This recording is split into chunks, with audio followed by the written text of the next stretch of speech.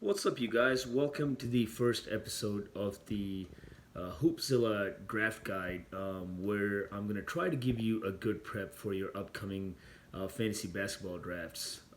It's that time of the year again, and the good news is this is the time you have some time right now to just prep and get yourself ready with enough information dissected to make you comfortable by the time you're in the draft room to just be in a state of calm.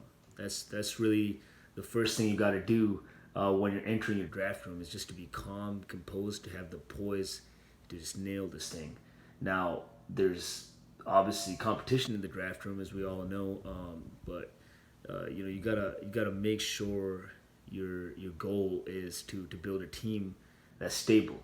Not overthink it once you're in the draft room. Just have all the knowledge there. Have yourself equipped with all that knowledge and all those tools. Just get right to it and create a team that you're confident has the balance and the strength and just the overall you know X factor it takes to last the marathon. It's not a sprint. It's really a marathon. So you're building that sort of battle tested warrior to try to overcome the competition over the course of a long basketball season.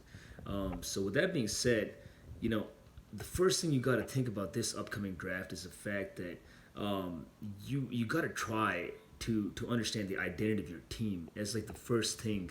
That's the most important thing. Once you're picking, when you're on the clock for your first pick, there are a variety of really really good players, but whoever you pick, just keep in mind that kind of starts your team's identity. That's your core player to build around.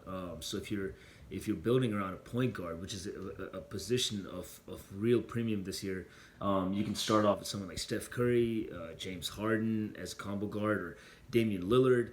And once you have that guard locked up, that sort of becomes the focal point of your team. You're trying to build around a guy who's pretty well rounded, can shoot threes, boost your free throw percentage, score a lot of points. So from that point on, your second pick really becomes someone who enforces the identity of that team. So that's the first step, to create that identity. Now, the second step is to enforce and build that identity, which means your coming picks, starting with second onwards, will really shape what your team's going to look like in terms of its strengths. You got to enforce strengths to overcome competition so you can dominate like 6, 7 categories on a weekly basis. This is for category leagues, 9 category standard leagues at least.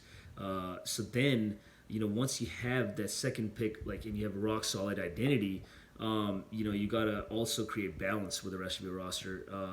Without compromising your strengths, you gotta expand your range of your skill set and add more strengths and create more well-roundedness.